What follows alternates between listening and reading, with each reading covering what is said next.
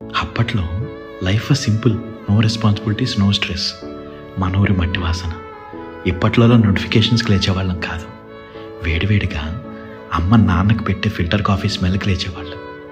దూరదర్శన్లో వారానికి ఒకసారి వచ్చే సినిమా కోసం వెయిట్ చేయడం, మన ఫేవరెట్ కార్టూన్ టైమింగ్స్ కోసం పేపర్లో వెతుక్కోవడం, నాన్న చేతకి బండి మీద షికారుకి వెళ్ళడం, నటరాజ్ బాక్స్ కొనమని అమ్మని బతులాడడం, సచిన్ అవుట్ అయితే టీవీ ఆపేయడం, బూమర్ బిగ్ బబుల్తో వచ్చే టాటూస్ వేసుకుని హీరోల్లో ఫీల్ అయిపోయేవాళ్ళం.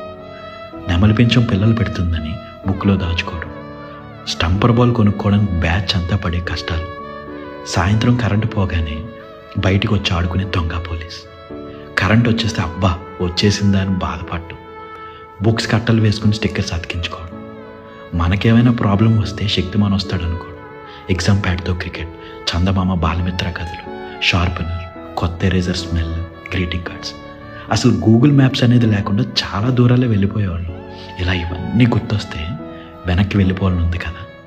మళ్ళీ నాన్న పక్కన కూర్చొని కబుర్లు చెప్పుకోవడానికి, బయట ఫ్రెండ్స్తో ఆడుకుంటుంటే అన్నం తినమని అరిచే అమ్మ కేకల కోసం, తాతయ్య నానమ్మ అమ్మమ్మ చేయి పట్టుకుని నిన్నెప్పటికీ మర్చిపోలేనని చెప్పడానికి, ఇలా పోలేడన్ని జ్ఞాపకాలు. అవన్నీ ఫొటోస్లో కాదు,